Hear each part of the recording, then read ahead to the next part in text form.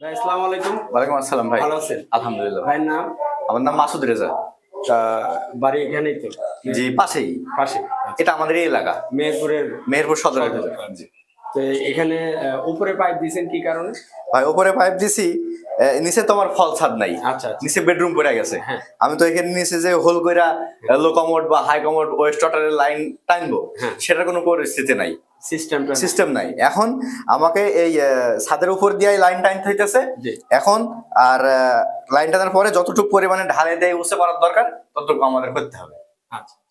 তো যাই হোক ভাই আমার ওখানে গেছিল, যাওয়ার পরে ভাই বললো যে ভাই কাছে যেহেতু আসেন তাহলে একটু যেহেতু ফলসাদ দুইটা টয়লেট কিন্তু পাশাপাশি, এইটা হচ্ছে কমন টয়লেট, ওটা হচ্ছে অ্যাটাচ টয়লেট।